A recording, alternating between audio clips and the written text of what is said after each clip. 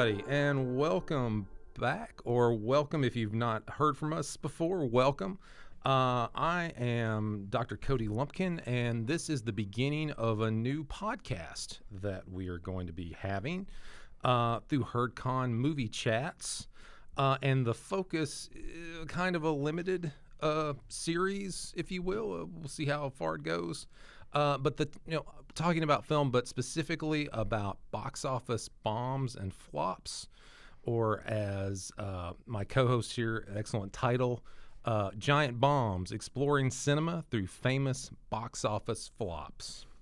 And before we get started, I'd like to provide a little disclaimer. The opinions expressed in this podcast are solely those of the participants and do not reflect the opinions and beliefs of Marshall University Libraries, the Department of English, Marshall Film Studies, or HerdCon. I think that just about covers it. And now I'd like to introduce Professor Ian Nolte to the growing HerdCon podcast empire. Professor Nolte is a term instructor in the Department of English at Marshall University. He teaches courses in English education, film studies, screenwriting, and digital humanities. Ian is the organizer of the Huntington Music and Arts Festival's 72-hour film challenge and co-coordinates the Marshall Student Film Festival with Dr. Walter Squire, who is the chair of the film studies department here at Marshall. And finally, he's also a filmmaker himself and wrote and directed, among others, Trace Around Your Heart and In Sin and Error Pining. I don't know which one is that. Is it Pinning? In Sin and Error Pining. In Sin and Error Pining. Like okay. that one Christmas Carol. It's like it's a biblical verse. Too. Like in a Holy Night. They say. Yeah. Anyway, here is Ian Nolte, and that was a much colleague. Hopefully, thinks of me as a friend. And you're my friend. Okay.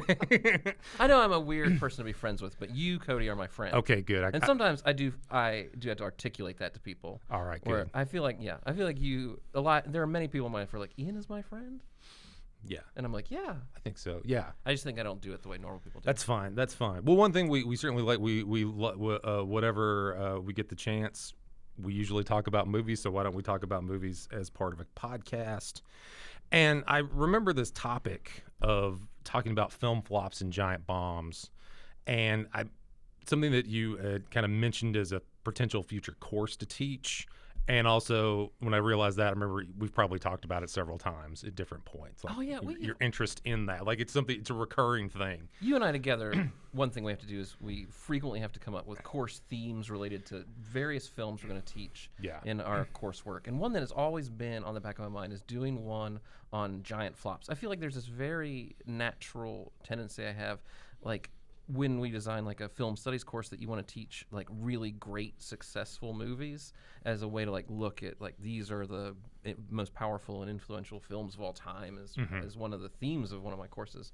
And I always thought, oh, maybe students would like to take a look at ones that struggled, or there are many interesting and unusual films that you would put under the giant bomb category. Yeah, and sometimes these are films that end up being much loved. They get put on lists of greatest films of all time, and some of them are completely forgotten, and some of them completely deserve their bombs. There was a reason why people did not want to go watch that film. Yeah. Maybe I have. I sometimes am aware that maybe I am focused on this to a degree that is abnormal. But I do think that how much, like, when you talk about movies, one of the first and foremost things you might talk about, which I think is so unusual, but it's so baked into our culture, is how much did it cost to make? How much money did it make at the box office? Like, the entertainment news cycle is built around that. This is what made the most money at the box office this weekend.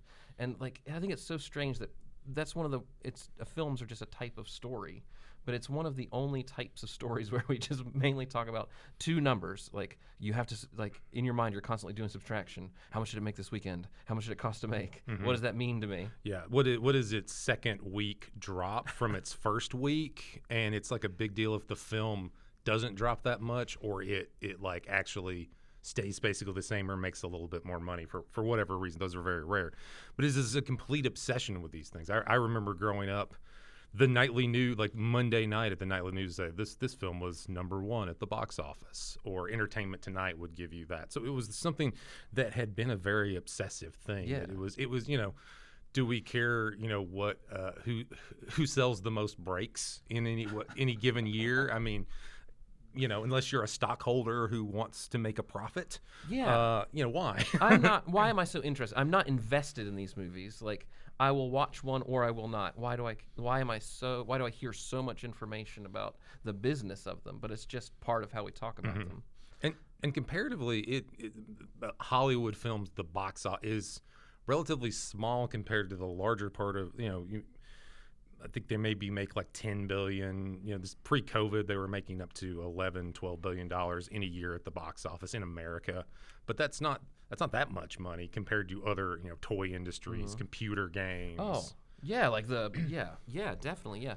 But I also think too that films are just stories, and one of the reasons we're so focused on the financing of film stories is a trick of history, because of things that happened in the 1920s in Los Angeles, California, in the United States of America, because of that particular place and time and the influence that had over the movies for several generations.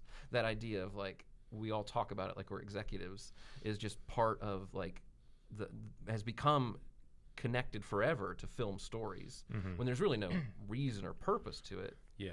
I think of a lot of the arts, it's the most expensive. Like, you want somebody to write a novel, you could pay them to live comfortably and have their needs met so they can write their novel. Or making music, especially now, is not as hard. Art, you need some canvas and some paints and some time.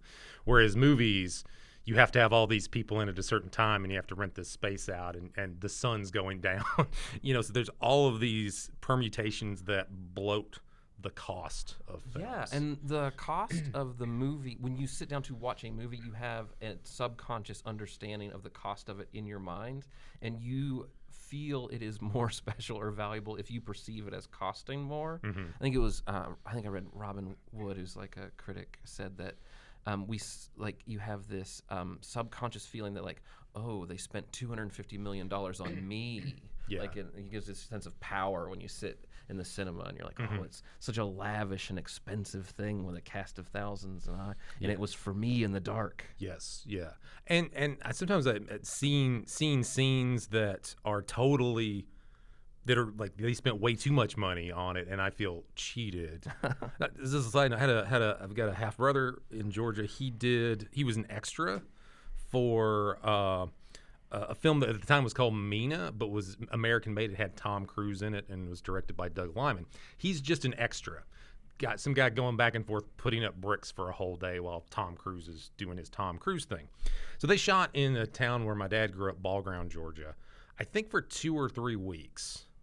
And Tom Cruise, apparently everyone came to see Tom Cruise, and he gave out autographs, and he was, professional and friendly to everybody and all that. But 3 weeks filming in Little Ball Ground, Georgia. Of course, Georgia's they film a lot of films in Georgia now because of tax abatements.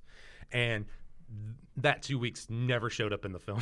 So they spent clearly lots of money, and they have nothing to show for it, in a sense. And my stepmom was very upset because she was hoping to see my brother in the films. Like, he's not there. They lied to us. They said he'll probably be in the film. We got a lot of shots of him, and no, he's not there. And all that money was wasted on that. Which, that's an editorial thing. Well, we don't really need this scene in this small town. But yeah, there's a lot of money, and it's fascinating what they waste and what they don't end up using, or they figure out that they don't need. That's just a lot of money.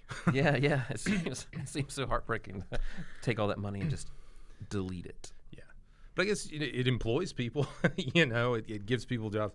But it's, so I was kind of interested in kind of getting, like, how, maybe to talk a little bit from our particular backgrounds in. You had worked in movie theaters. I'd worked at the video store. So a little during one point in my life. And I spent too many years of my life working in a movie theater, like more than was like healthy or productive. Yeah. So how does a film that you go to, you have no tangible product, you go and watch the film, and you're there for an hour and a half, 2 hours, 3 hours, and then you leave and you've got nothing but the memories. How does a theater make money, or how do studios make money from the films that they screen? Well, like a film is delivered to movie theaters. Usually they're booked on contracts. Like always remember, like there were all the contracts at the movie theater I worked at with were like for region, like the region or whatever. But always they were all sometimes really complicated. Like they would be like, you will show this movie by Sony Pictures and. Which no one has any real interest in, or you cannot receive Spider-Man 2 in 3 months. So it'll be like, oh, we gotta book this one for 2 weeks at least. And then they're booked for a period of time, and then if they continue to sell tickets, they'll be booked for longer. But that's why you might see a movie that like opens for 2 weeks and then disappears. It's contracted to be in there. And always the thing I always found fascinating about movie theaters that maybe you don't think about if you just are like going to the movie and leaving is the movies play in there regardless, like all day long. Like there are movies in every movie theater in the United States of America all day playing to empty houses. They start because it's 11:15 a.m. and it's a contracted start time, and the movie starts and it just plays to nobody, generating no revenue, and then it ends like an empty train moving across the country. So then the ticket buying revenue, when you go and buy a ticket from the box office, that has very little to do with your local movie theater. The vast majority of that ticket purchase price goes to the studio who controls the film, the distributor who owns it, who's contracted for the screening. So when you buy a ticket, that money is going to the distributor of the film, what we might think of as Hollywood. And then, the movie theater makes money trying to sell you popcorn and drinks. Yeah, and usually, and this is the thing, like maybe it seems like olden times, but films that maybe the idea from is if it can just break even money wise in its initial run, it can make up for other things. So there used to be a real one of the things that's so interesting about movies right now is our traditional way of thinking about how they work as a business has been completely disrupted. And I do think if you are making a feature film right now, like the idea of how will I monetize this is a huge question mark. Yeah. There are many, many pathways to go through where for several decades of time it was stuck on, it'll have a theatrical release that is a 3-month window. Then after 3 months, it'll be released on home video, which is like a 6-month window. And after 6 months, we'll sell it to HBO, Cinemax, or Starz, where it'll have a 2-year window. And then it'll play on TBS, TNT, or whatever in perpetuity for forever. And round about then, it's time to make the sequel anyway. So, but right now, like you see that when a movie comes out, what is the difference between a movie that opens in theaters and a movie that opens on streaming? Many of them do both, some simultaneously, or with windows so close it doesn't matter. And that question of, is it a movie theater movie is very hard to answer. Yeah, and even also like back in the 80s, the 90s, there was the initial theatrical, then it went to the dollar theater, and then sometimes with the videos, they would used to be like home videos were like $100, and then a couple of them started to have like sell-through prices. I remember the 1989 Tim Burton Batman film with Michael Keaton. They sold it for $24, and they made an enormous amount of money just selling it directly to people. And then you have video on demand streaming sites, but a lot of that revenue is just gone now. There are, you do have these people who like they love physical media, and they will get physical copies of things, just in case all the streaming sites go under, which I hope, because I'm not going to be it's going to be harder to teach film classes now if I don't have the advantage of a streaming service.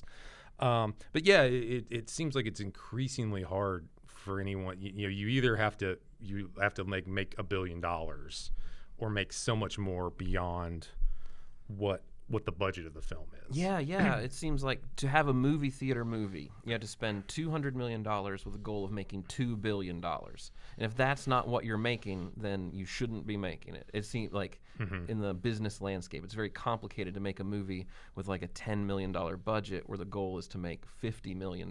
Like how do you squeeze that money out of the movie theaters when like the window to do so is so close? That competition with things that are streaming in the home is like so much, and then even those streaming contracts are constantly like a moving target of like who's paying how much and when.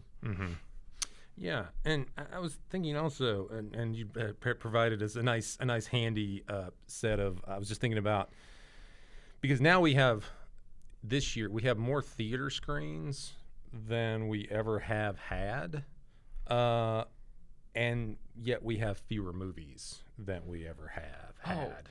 Well, yeah, I do, because I think this is such a like. I love to look at the numbers of this, because if you asked me, do you think there are too few movies? I would say no. Like, I have more access to movies than I ever had. When I was a kid, I dreamed of this future where I could basically rub a device and see any movie I wanted to. Yeah. Like, that's what I feel like I wished for it, and we got it. You guys are welcome. But but like by the numbers, like where we are at now with like feature film content is so different than it was in the past. And we talk about like the golden age of Hollywood, and we think about it as this time of great prestige and wealth and like the development of the cinematic arts. But one thing that I think is important to keep in mind is we're talking about sheer volume of film products. Like Hollywood between 1927 and 1947, that was the golden era. It's estimated they released an average of 750 movies a year, which like it means like what's that number really mean? In 2023, I read this Variety article that said that the number of feature films releases was down from Hollywood in 2023 for a variety of factors, including the strike. But they released 88 feature film motion pictures. And I don't think like in 2023 you would say, well, I felt there's this real dearth of feature films. There's like way too many feature films than you could ever consume in a year. But it's like, I don't know, 1/7 the amount that we were releasing at the peak.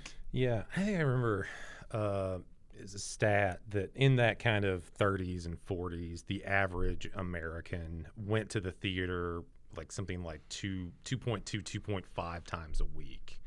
And they would be going, and you knew that they were going to get, oftentimes they get a double feature.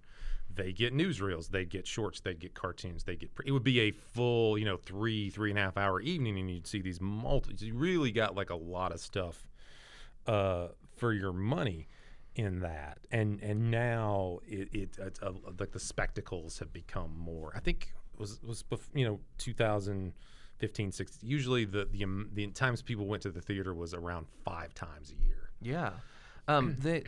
And also in the golden age of Hollywood, you didn't have a screen in your house. Like you couldn't see moving images in your house. And now there are 3 screens on this table. Yeah. It's just like a whole different world we live in. So like even like our not only just like the production of feature films, but competition for our eyes is like so vastly increased. So how many eyeballs are on feature films at any one time versus any other type of moving image media? Mm-hmm. And also just I would say I kind of prefer many years I would be the only person in the theater watching a film, and I kind of prefer that now, given some of the behavior of people in movie theaters. Oh man, no, I like a big rowdy screening. I like if you're interacting with the screen, that's one thing. If you're on your phone and having an argument with someone, that's a different. That's a different vibe. I do wish let's clarify, like the rowdy people and then the people that like to they're like the people at the show that just like to stand there, the music show, and just like to stand there and nod their head. I will be with those people. And the people that want to feel crazy and have a good time. Like the Swifties at the Eras tour, that's fine. I understand. I just don't. I just want to be in one or the other. I want to be able to clearly. Man, I just feel because I feel like it's so hard to find big rowdy movie fans. Yeah. It's true. I think I remember. I think the last time that was an amazing experience was 2014's Guardians of the Galaxy. I'd invited some friends to come watch it, and I just remember feeling, I feel happiness again now. And I think a lot of it was because of the crowd. We were laughing at things. Yeah. But things like comedies really work. Oh yeah. But we don't have a lot of comedies out anymore than we used to. So I thought maybe.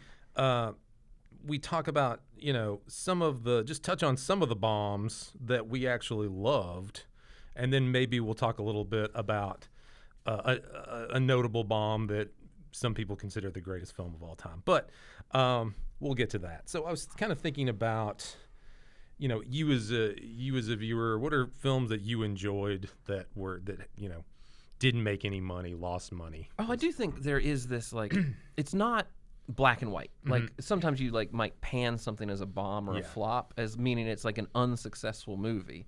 But really that has nothing to do with you or your enjoyment of like a film story. Like you might connect with a film story that didn't connect with a mass ticket buying audience for whatever reason. Yeah. Like you're an individual audience when you watch a movie, and your reaction to it is different. So I was just trying to think of movies, and one that really this one I just thought was so funny is I was in high school in 1998, and I went to go see the movie Dark City, which was a feature film in 1998 directed by Alex Proyas, starring Kiefer Sutherland. It did get it was one of Roger Ebert's great films, movies, if I do recall. Oh, He wrote an really? essay Oh, about man, that. I feel so vindicated. Yeah. Because when I was like in 11th grade, I loved Dark City. I went to go see that. I thought it was so cool. It's like really dark, and everyone's in black leather and white pancake makeup. It was directed by the guy who directed The Crow, which I was really into at the time. It had Kiefer Sutherland in it. I really loved Kiefer Sutherland when I was a kid. I thought he was so scary. And it was a box office bomb in 1998. It cost $27 million to make, and it made $27 million at the box office. And like were opportunities to make money in home video that was maybe a little different in 1998, but nobody wants your box office returns to match your budget. That's bad news for anybody. Yeah. And my impression of Dark City in 1998 was it was just kind of a movie I saw alone in the movie theater, like right when I started to drive. And then the next year, in 1999, The Matrix came out. And I remember seeing the trailer for The Matrix, and I said, that looks exactly like Dark City. And I was like, they are ripping off Dark City. And I was mad at The Matrix for weeks when it was prepping to come out. And I was like, no one will go see The Matrix because we all had an opportunity to see my favorite movie, Dark City, last year. And we squandered it. And then, The Matrix was a box office revelation. Yeah. Big influence. 1999 was a big year in cinema, all that. Yeah. All that good stuff. I just remember that being a time when I was disconnected from the box office public, where I was like, I don't want to see Dark City with machine guns, but everyone else was right there. Yeah, Dark City with machine guns is pretty good. I think there's another. It was another not successful movie. It was called Harley Davidson and the Marlboro Man, and I remember that title, but I remember seeing that title like at the video store, thinking, what could this mean? What could this movie be? It had Don Johnson as the Marlboro Man and Mickey Rourke as the Harley Davidson, and they're like the bad guys. I think one of the bald ones, Daniel Baldwin, he's kind of the tallest of the bald ones. He's like one of the bad guys, and they're all in leather, these big leather trench coats, and it very reminds you of The Matrix. But they did that like a few years ago. So all these films that should probably get a little more love that The Matrix paid homage to, perhaps. I was thinking. And this was like, and sometimes I think when you're a kid, and you were heading much more, you were towards the adult side of film viewership. But I think a lot of times when kids watch movies, they don't care if it's a bomb or not. Again, same. I believed every movie was good when I was a kid. Why would they go to all that work? And if I was not having a good time, there was something wrong with me. Like I was like, I don't get it, or I'm not smart enough, or there's something wrong with me. All movies are wonderful. Why isn't this one doing the thing? But I remember I taught one of our good films courses on Star Wars, and I've been doing that for years. I had to take a break because I'm tired. I'm tired of listening. I was tired of reading Han Solo character arc papers, even though I love Han Solo. But they were just like, I love the prequels, and I'm just like, no. But also, like, those are very like fundamental memories to a lot of those kids' child watching it on DVD or watching it on video. The brother I mentioned, his name is Zach, and he hilariously, apparently, he really loved Battlefield Earth, the John Travolta based off the L. Ron Hubbard propaganda novel. I'm sure he doesn't feel that way now about it. If he's like, oh, well, that wasn't very good. But I remember seeing Howard the Duck in 1986, and I saw it twice. I know my mom took me, and I know my dad took me. I'm a child of divorce. And I remember liking it. I think it was the special effects. I probably had a crush on Leah Thompson at the time because she's in it. And I just thought it was a really cool movie. Now, I'll watch it now, and I'm like, wow. But there's also like really disturbing stuff in it. And that had made That apparently cost $37 million. And this is the which thing. is a lot in 80s money. Yeah, that was a lot. And it very much had, it's a question of like how much it actually made. I've heard domestic 16 million and then international around 16 million, or international 23. And you have to keep in mind, advertising, marketing, the theater does get a cut of things, and that it made, basically less than half of its budget back. And I was reading an article today that basically that was the thing that caused George Lucas at Lucasfilm, to sell Pixar. He didn't want to make another movie for a long time. So it is like this, and it was the first Marvel Comics film adaptation, although it has very, very little to do with the actual comics by Steve Gerber. But yeah, it was a huge mess. And yeah, I think there's in the media, there's a real dog pile that the media and social media, they love to dogpile on a film that gets bad reviews and doesn't make a lot of money. Yeah, because there is that concept of like the critical flop, like a movie that's really poorly reviewed, the financial flop. There are many ways a movie can flop. Mm-hmm. Yeah. And it also, this kind of the typical feedback loop I find in it is, at some point somebody's like, you know what, there is something good about this film, and then there are these defenders because it's like nobody likes black licorice, and then people are like, no, I like black licorice, or that you watch it for a campy purpose, like if anybody's ever seen the 2019 Cats. Something like that. It's like you can't believe that this thing ever got made, and you can't avert your eyes, kind of thing. But yeah, and some of these films that they destroy careers, they bankrupt studios. Yeah. Some of these bombs just end up very, very bad. And there's this great documentary about the island of Dr. Moreau. Did you ever watch that oh documentary? yeah. The making of that film, and that director who I forget his name. Richard Kelly. Yeah, he was just this hot young sci-fi director, made a really low budget. Wait, sci-fi it's not movie. Richard Kelly. I can't remember. Richard Kelly's the guy that did the one with the rabbit and Jake Gyllenhaal. Yeah. So anyway, there was a different director. And he gets catapulted into this big budget sci-fi picture, and he's just like lost in the jungle trying to make this movie, get it in on time and on budget, which is impossible. Mm-hmm. And it's like a real, like, that documentary is so good about how that movie and its reception like transformed his career and life, and sort of like how much of that was in his control or out of his control. It's like a fascinating story. Yeah, and it seems like a lot of times it's directors or filmmakers who are not prepared for what they're getting into, and it gets out of control, or too many cooks in the kitchen, or it's something like there was somebody who really knew what they were doing. It's just that the audience wasn't ready for it. Like Dark City, the audience was not ready for what I would say. film. I do feel that I did feel in 1998 that Dark City was ahead of its time. Mm-hmm. And it turns out they were just ready for it a year later when they added machine guns. Yeah, and then people bullet time and things like that. Yeah. So, I think to talk a little bit about the films that flop, they don't necessarily they could have great recoveries, so to speak. And I think one of the ones one of these purported greatest films of all time, Citizen Kane. Just to give a little bit of context, as Ian provided some numbers, it had a budget of about $800,000 at the time when it came out in 1941. I think it was $10 or $15 million in inflation. It only made in its initial run $680,000.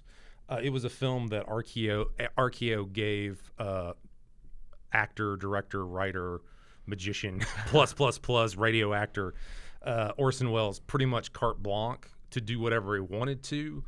And it was a medium budget film that he made, and he brought his actors over from the Mercury Theater. He did stuff that somebody who was an experienced film player wouldn't think to do. And he made this film that is kind of vaguely based on this media tycoon and billionaire William Randolph Hearst, who took exception to that and tried to get the film suppressed and really hurt it. It did get nominated for Academy Awards, and Herman Mankiewicz won for Best Screenplay with Orson Welles. There's a Netflix film called Mank about his side of that experience. And so it was like and Orson Welles never had a film where he was in charge, had quite the control that he had in his first film. And anyway, 1941, things are in the dumps. He makes films, they mess him up the way that he would want to do it. This is sad. He's an egomaniac, don't get me wrong. There's a lot of egos in this. Oh, I always Orson Welles. I always feel like when you're watching an Orson Welles movie, you get the distinct impression that Orson Welles wishes he was sitting next to you, constantly saying, "I made this movie." Yeah, this is what I did here. You know, or he, you know, and he was kind of later in his life. He was probably best known for interviews on talk shows. Yeah, which he was a good talker. He had a lot of good stories. Yeah, a great personality. I think Citizen Kane is such an interesting case because we talked about how like important to our pop culture understanding is the business of making movies and how that's so strange, but also like our shorthand for a great movie is Citizen Kane. It has become synonymous with a great movie.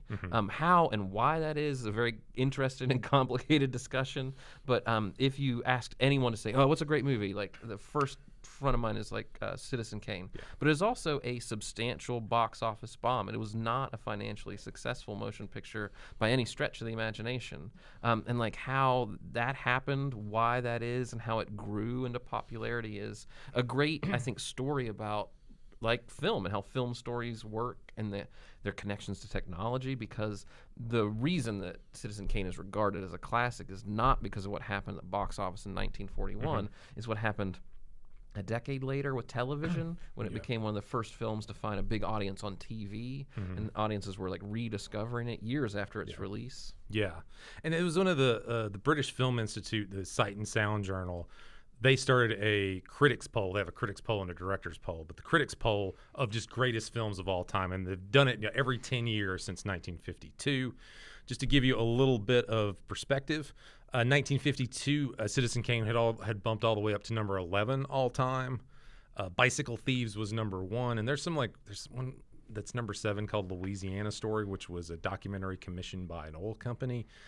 That first one seems weird, but then 1962, 1972, 1982, 1992, 2002, it is still number 1.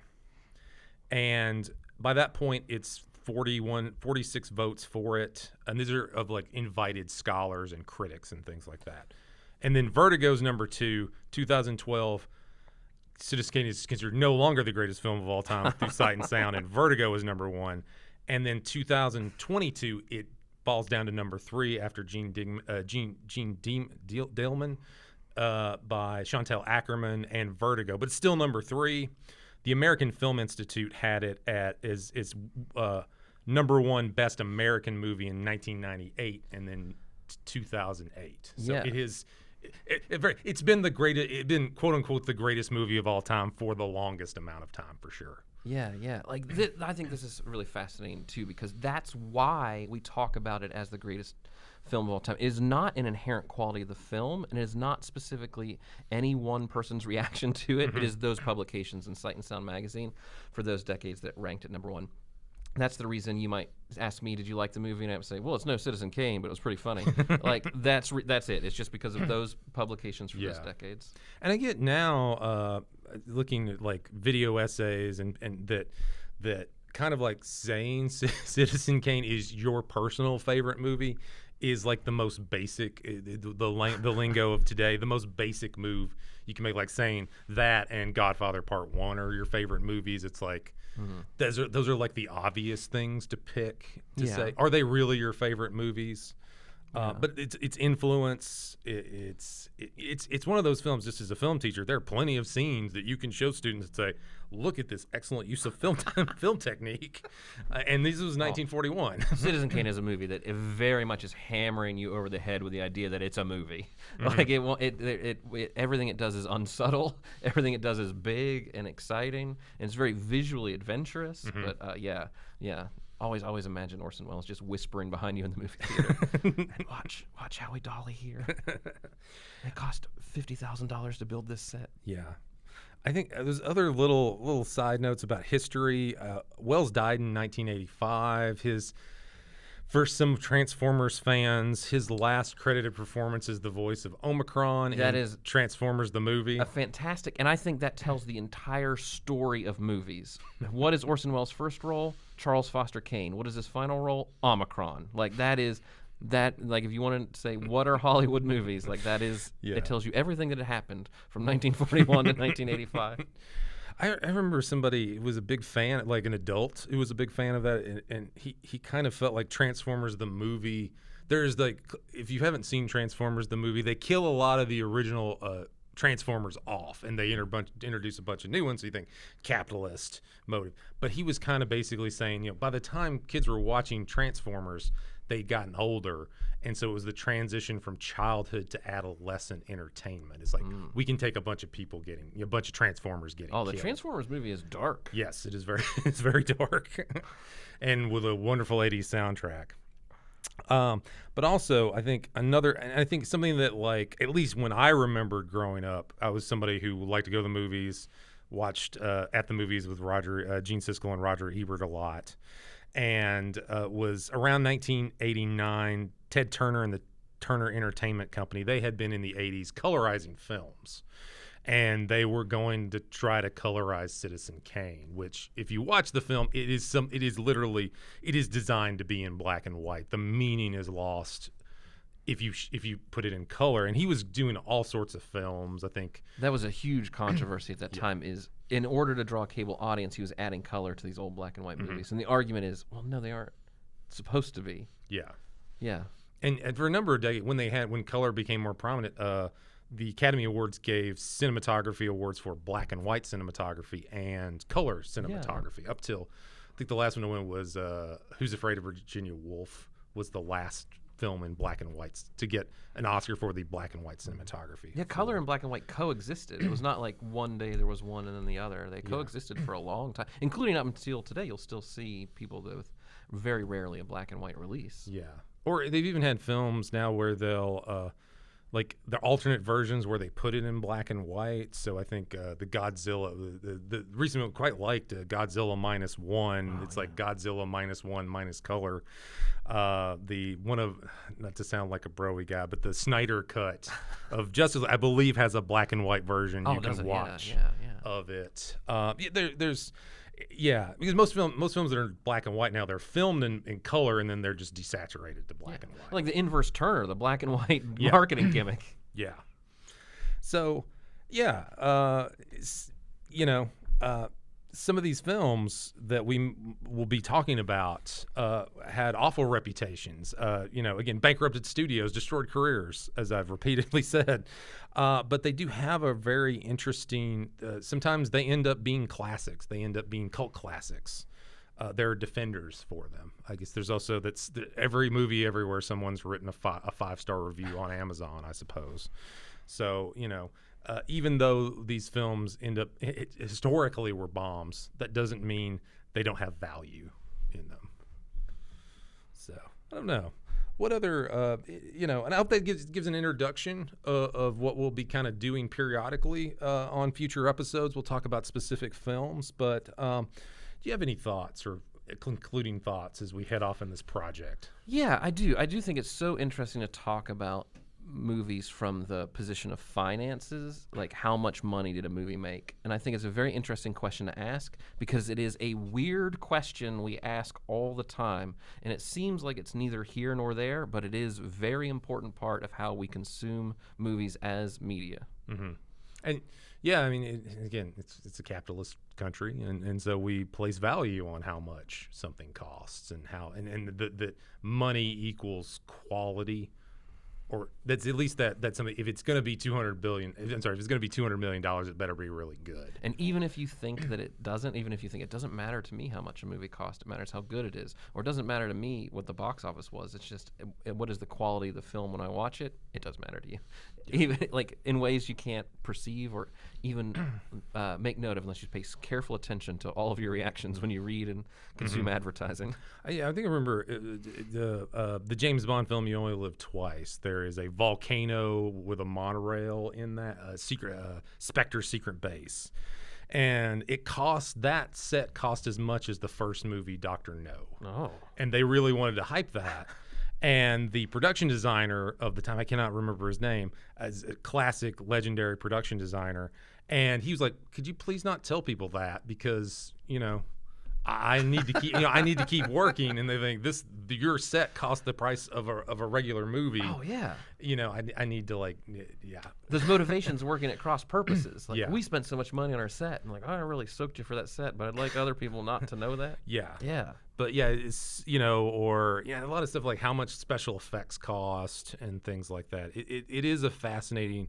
The financial end of things is a financial end, and financial end is a fascinating aspect of it, which we will certainly be discussing in future episodes. So what happens when a movie fails to make money? Like, why is that interesting to think about? And like, what movies fail to make money, and why do they? Mm-hmm. And then how do we react to it? Sometimes they're great movies that didn't get a chance, and sometimes they're terrible movies that got what they deserved. Yeah, and sometimes someone out there loves that movie, and there's something out there. There has to be everybody loves some movie out there. So hopefully, I always have room in my heart for terrible failures. Yeah, terrible failures. But what we can learn from terrible failures. Yeah. Well, I think we've got that all covered for the first episode. So please like and subscribe to Herd Content. Smash that subscribe button. Yeah. And if you must. If you must. So thank you all for listening. We will be back with future episodes soon. Take care.